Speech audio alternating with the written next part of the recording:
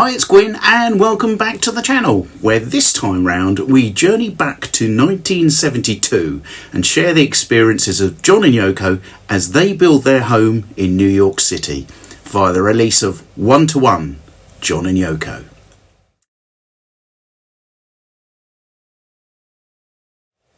So, my very good friend and Revolver Roundtable panellist Rob Turner and I journeyed all the way to Bracknell to see this documentary film depicting the life of John and Yoko in New York. In nearly every respect, this film captures and enhances our existing understanding of this pivotal time in the lives of John and Yoko. The director, Kevin MacDonald, weaves together complementary components, some of which have been seen before, but many of which are very new to me.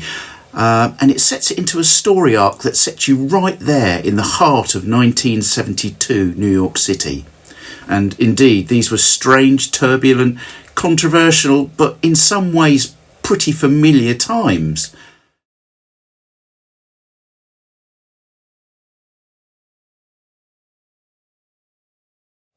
I'm not sure how many times I've seen films that seem to ignore the fundamental principle of giving context to the story. This film, however, absolutely hits the right buttons by continually reminding the viewer through these film clips, news broadcasts, TV shows and even TV adverts exactly what John and Yoko would have been absorbing at the time on their TV, which was sitting at the foot of their bed in what was actually a very modest flat in downtown Greenwich Village.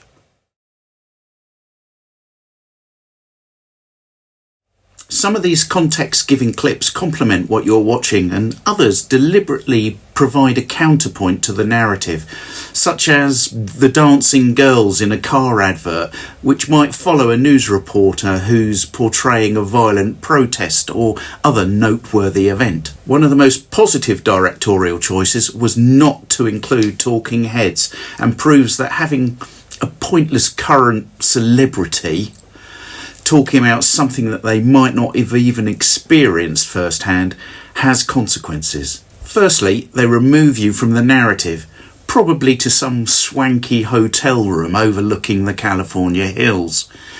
They also simply age badly, and in 5 years' time we would be wondering who the hell that so-called celebrity was even, and questioning the significance of their contribution.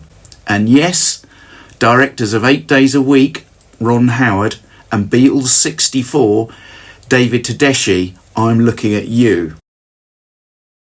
One to One, however, plants you directly into 1972, and until the very last moments, that is exactly where you stay. The use of a set of John and Yoko's room was a really well utilised prop, and it was often used to bookend the numerous recorded phone calls that interspersed the movie, giving a great insight into the moments of John and Yoko's lives, and also giving a certain amount of levity in between the shocking events that were rocking the USA at the time. Other players that contribute to this fascinating tale include some political figures of the time, notably Richard Nixon and also Governor George Wallace. In many occasions, these characters provided a terrifying and poignant parallels to the current day.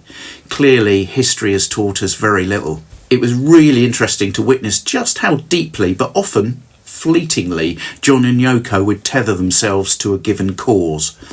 It was left to the viewer's discretion as to why they both dialed down their political activism just prior to the One to One concert. A concert that really was far less controversial, yet no less important of a cause than others they were considering at the time. Now, was it the talk of Jerry Rubin and others who were angling for a more confrontational approach to their planned demonstration of the Republican Congress in Miami, or was it the fact that John and Yoko were under the threat of deportation and perhaps a quieter existence would have helped their cause a lot more? Well, it was probably a little bit of both. What was singularly apparent was that Sean has done a phenomenal job at remixing the performances from the one-to-one concert. In each of the songs that punctuate the telling of this story, John's voice sounds absolutely epic, as does the clarity of the performances as a whole. This sets the sound some distant apart from the now bootleggish sounding quality of the Live in New York City LP. These songs make a significant impact in terms of the audio of this film, powerfully adding impact on every occasion that they appear. It makes me very excited to see and hear the full performances, as we might expect later in the year. But also, as part of my prep for this video, I listened again to the Live in New York City album, something I haven't done for blooming ages, to be quite honest, and I was surprised at just how thin the album sounded. The sound was really lacking some bass, and John's vocals were very much hidden in the mix. Well, it just proves that this album was very much ripe for a remix, and that treatment has now been delivered. We just have to wait a little bit longer for it to finally reach our collections. What this film also provides are stories within stories, and of which there are many. There's May Pang assisting with the Great Fly Hunt, the Bob Dylan bin dive, and also the story of missing daughter Yoko. And it's nice to see that Yoko gets a special thanks in the film's end credits. Each of these stories within stories are given closure towards the end of the film, which also shows the conclusion of the Green Card saga, the move to the Dakota, and the birth of Sean. A fitting end, and also, it's great to see some candid moments in the Dakota building. As I guess you would expect, the portrayals of both John and Yoko are very complimentary, illustrating their enthusiasm, their sense of purpose towards the causes that they're supporting, and their humour, but most of all, the love for the city of New York, which was to be their home. Yoko's treatment at the hands of the press, particularly in the UK, and her feminist campaigning culminated in a performance at a women's conference in Massachusetts. Now, her performance was absolutely fabulous. In fact, her musical contributions throughout the film were very carefully curated, and her version of Don't Worry Kyoko was a really pretty good choice. And again, the mix by Sean was excellent. The focus of the film was ultimately the one-to-one concert itself, with which we were fed songs throughout the course of the movie. Come Together, Cold Turkey, John Sinclair and Imagine were great in particular. John's rendition of Imagine, with a single bead of sweat hanging from the end of his nose, was a metaphor as the crowd hung on to his every word. The concert finished with a sing-along version of Give Peace a Chance, with a great vocal contribution by Stevie Wonder. But this was John and Yoko's show, as well as the cause itself. Geraldo Rivera's shocking news report of the Willowbrook Children's Home was both horrific and compelling, and the contrast with the children's party in Central Park that preceded the concert could not have been more poignant. All in all, I was really impressed by the film and the way it was tackled by the directors. Time just flew by and I learned so much from it.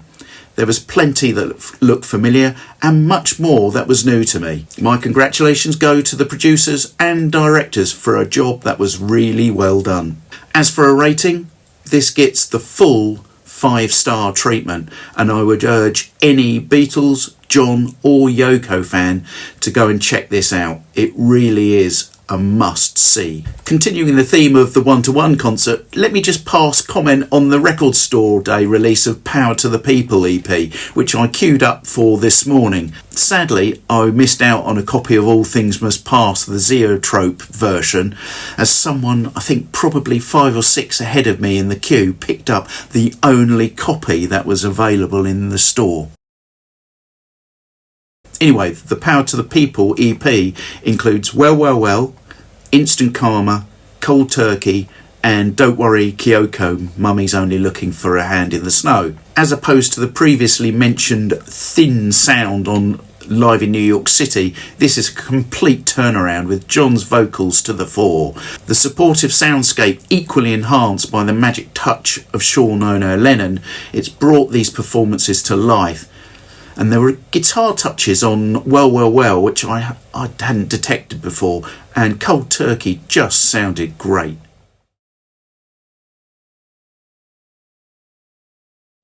Anyway, I hope you've enjoyed this video, and if you have, please do consider hitting the subscribe button, liking and sharing. It really is appreciated, and I do look forward to seeing you on the next video.